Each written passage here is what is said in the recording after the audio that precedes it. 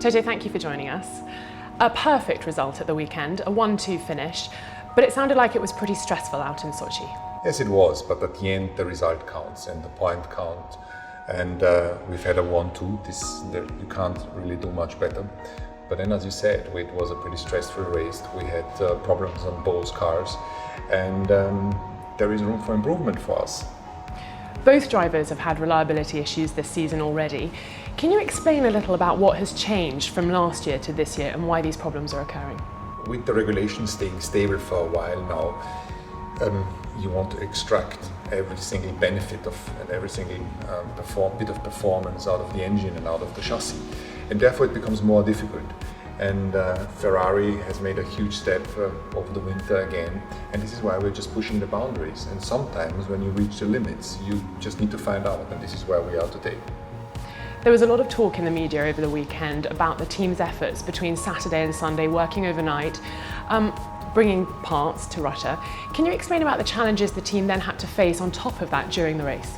The effort was tremendous because we needed to spec the engine in the right way, and this is why parts were flown out to Russia, arrived at 2 o'clock in the morning, went onto the engine.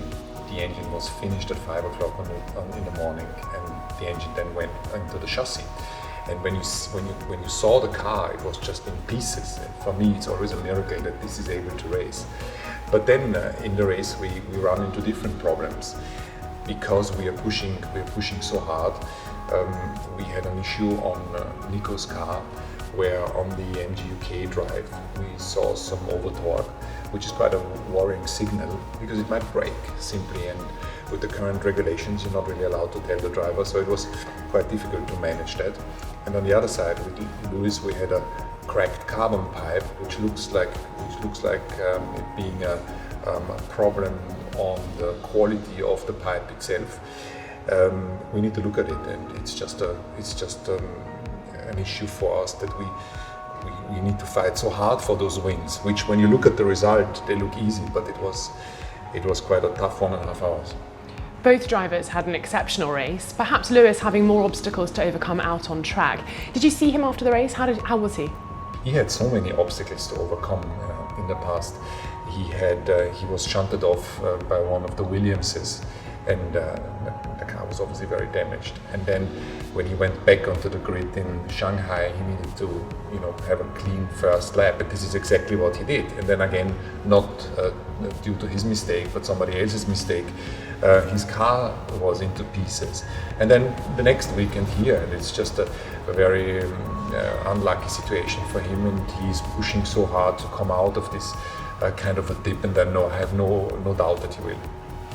Can you understand Lewis's frustration and perhaps the team's fans' frustration with these reliability issues at the moment? I can understand everybody's frustration. Lewis and any racing driver who has problems like this needs to be frustrated. He wouldn't be where he is if that wouldn't make him upset.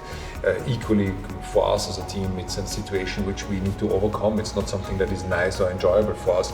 We are trying to extract so much performance out of the organization and out of the team that we are probably the most upset.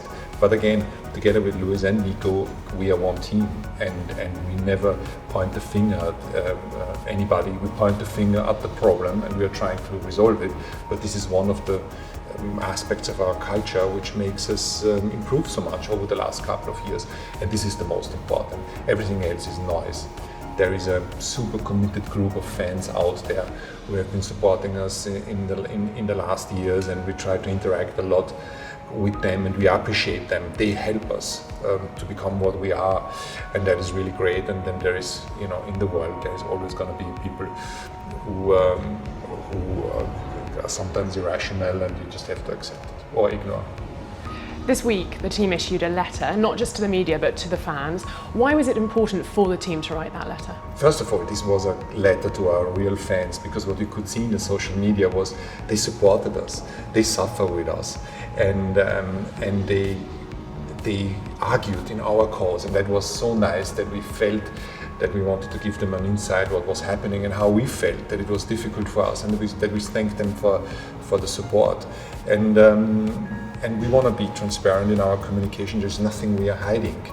this is how we operate, and this is why I think the letter was a good example and a good way of sharing our feelings and thanking for the support of our fans. We move now to the first European race, out to Barcelona. What's going to happen between now and Barcelona in terms of preparing the cars to ensure we don't have any more reliability issues? We are trying to analyze and find the root causes for the problems, and it's not evident. It's a complex issue. We have had 2 shorts with on 2 different parts of the cars, and we need to find out what it is. And there's a couple of project groups looking at the problems and at each of the possible problems, and I'm sure we'll overcome this and come out on top of it, understanding the issues. And besides that, the normal race preparation, like for any other race, keeps going on. You can't let yourself go mad and panic around difficult circumstances. We're trying to keep the cool and work in the same way like we did in the past. Taking everything into consideration for the flyaway races that we've already had, the team have only scored 2 points fewer than they had at this point last year. How would you rate the team's success overall at this point?